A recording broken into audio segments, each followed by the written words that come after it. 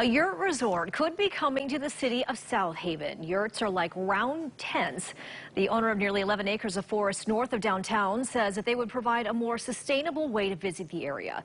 News 8's Kyle Mitchell takes a look at the proposal, all new at 7. The owner of this property hopes to put about 15 to 20 yurts along this ravine. He says it's part of a plan to protect the forest. On the other side of the ravine, we could have some over there on top of that side. The beauty of this South Haven forest. More than 200, less than 300. Isn't that amazing? That tree's been sitting here over 200 years. Is why Joe Ashen purchased this property of nearly 11 acres. It's a special place to me. So that's why I want to save it. He grew up a block away and knew the family that owned the land off of Baseline Road for decades. The kids decided, after the parents passed away, the kids decided they didn't want to have the property, so I bought it. Ashen was approached to sell, but refused. We'll just cross this. Fearful of what would happen to this wilderness refuge surrounded by a growing city. Well, I've had developers come and see me.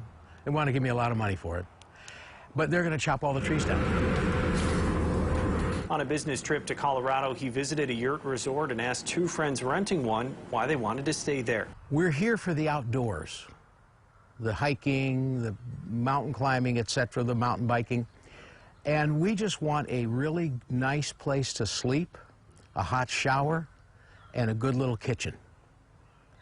And I thought, wow, well, this is what I could do here in South Haven. Ashen says the yurt resort he's proposing would have great amenities like running water, a front deck, and a screened-in back porch. Where you see the green, that's going to be permaculture farming gardens. He wants to keep the number of yurts small and away from the surrounding development. My idea is to have a quiet retreat kind of place.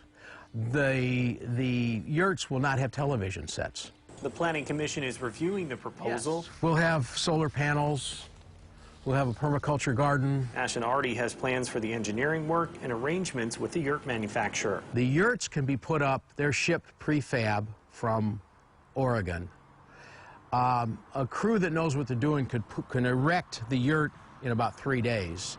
The additions would take a little longer. A landscape architect is helping him select the best locations to protect the big trees and clear the land as little as possible. So I'd rather save a tree than build an extra yurt. The owner says once he has approval, he can get the resort built in about a year.